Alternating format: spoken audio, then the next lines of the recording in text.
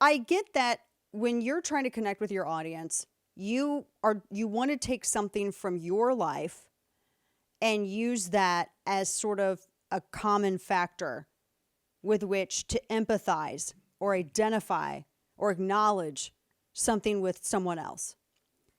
But he is a weird duck. And this was not the comparison that I would have made. This is audio soundbite 4 as he's leading up and he's talking about Tyre Nichols and the Nichols family who were there in the First Lady's box. Listen.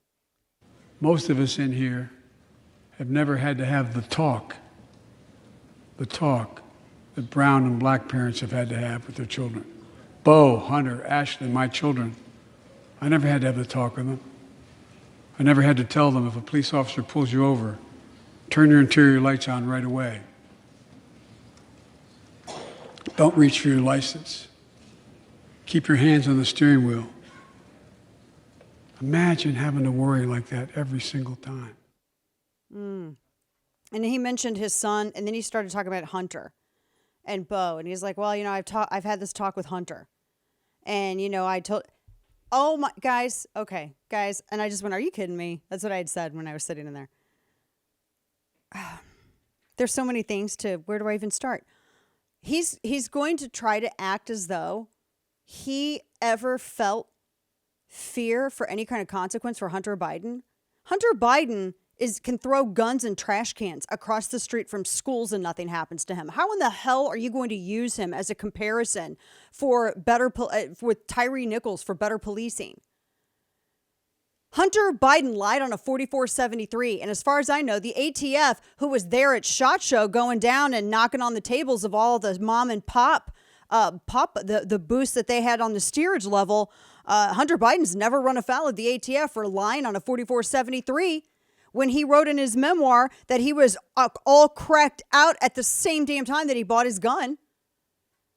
He doesn't have to worry about consequences. Spare me this whole, well, I tell him, if an officer pulls you over, son, you just run and gun it because you're a Biden. I mean, that's honestly probably what he told him. When has this crackhead ever met accountability? He gets cushy jobs for which he is so ridiculously wholly unqualified, it begs reason. He makes millions of dollars from his dad's position. They leverage his dad's elected position to get more millions of dollars. And Joe Biden wants to act as though that at any point ever, he was worried about this kind of situation for his baby something 50-year-old Hunter Biden.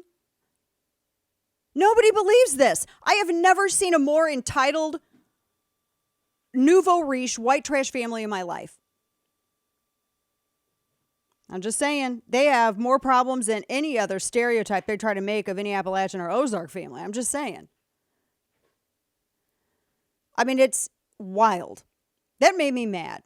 To actually sit here and say, well, my son Hunter, dude, your son Hunter, you had to help him pay for his hookers. He smokes crack, does all kinds of drugs, ran around with Bo's, one of his, his government badge when he was, AG in Delaware? Ran around with his badge in a rental car, drunk and cracked out. I mean, for the love. If he was anybody else, he'd have been in jail. Sitting here using that as... So I did tell you they were going to talk about insurrection, right? So I saw in the box, I was right next to Jill Biden's box. So I got to see Bono, whose hair is a very different color now. And he was sitting right next to Paul Pelosi. So Bono was sitting right next to Paul Pelosi, who looked like, who's that composer? Was it Leonard Bernstein who always wore the hat? Oh, yeah. Yeah, he looked like that. And then so Bono was between Paul Pelosi and then the guy who stopped the Monterey killer and disarmed him. So he was sitting right in between them. And so Paul Pelosi's in the box, right? Now, you're going to see where I'm going with this in a second. When the president of the United States walks up and he's there at the podium, he has the First Lady's box, like to his 9 o'clock, right? I was right at his 8 o'clock. He has the First Lady's box at his 9 o'clock. And then before him, you have the Senate, you have members of Congress, you have your cabinet, because I saw Merrick Garland and Alejandro Mayorkas, and they were all up clapping like seals for everything he said.